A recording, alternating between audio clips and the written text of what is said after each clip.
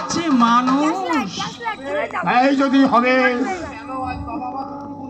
তাহলে কেন আজ বাবা আমার দুঃখ নিলে না? ঠাকুর মশাই কেন আমাকে মন্দিরে ঢুকতে দিলে না? আজ তাড়িয়েছে, কাল আবার হাতে ধরে নিয়ে যাবে। তুমি তুমি কে বাবা? দেখতেই তো পাচ্ছিস আমি বুড়ো সন্ন্যাসী। আমি 3 দিন কিছু খেতে পাইনি, দিবি? তোর ওই দুধটুকু আমায় খেতে দিবি? তুমি তুমি আমার দেওয়া দুধ খাবে বাবা? কেন খাবো না, নিশ্চয়ই খাবো। দে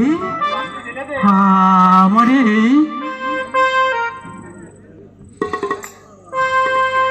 আমার এই পাত্রে ঢেলে দে।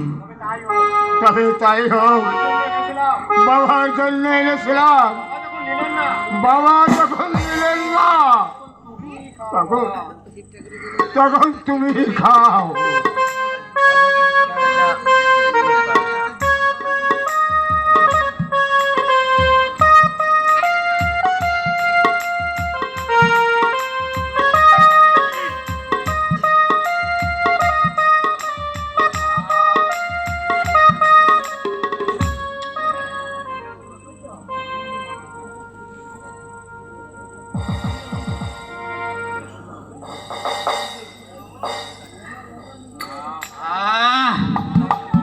বাবা তোর মঙ্গল করবে। শোন বেটা, বাবার কাছে হিন্দু মুসলমান নেই, তিনি যে ভক্তের ভগবান বাবা তারকনাথ। এই নে বাটিটা, মন্দিরে দিয়ে আসবি। মন্দির? না না বাবা, ওই মন্দিরে আমি যেতে পারবো না। এই দেখো কেমন করে ঠাকুর মশাই আমাকে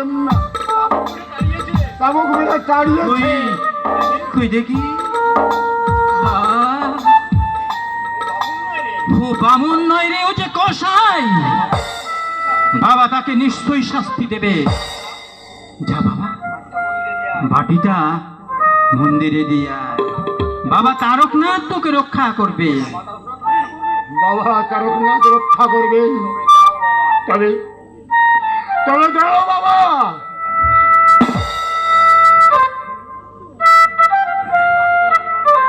এই বাড়ি নিয়ে আমি মন্দিরে যাব। যদি বাবার দর্শন পাই তাহলে বাবাকে বলবো, ওগো তারকনাথ,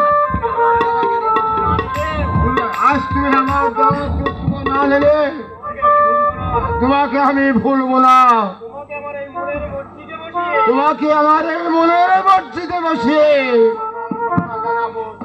সকালে সন্ধ্যায় জানাবো।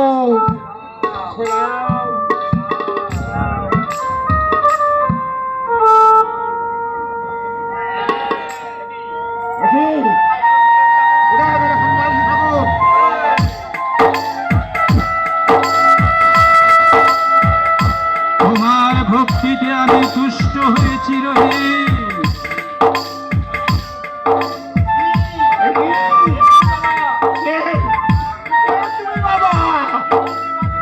আমি দেবাদিদেব মহাদেব, আমি ভোলা মহেশ্বর, আমি তারকনাথ।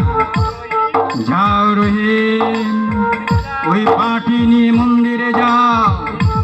তবে হ্যাঁ, আমার এই রূপ তুমি কাউকে প্রকাশ করবে না। বলবে সন্ন্যাসী তোমাকে বাটি দিয়েছে।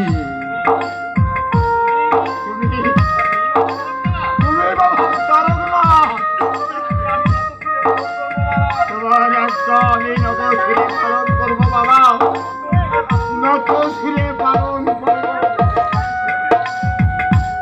শুভম শুভম শুভম।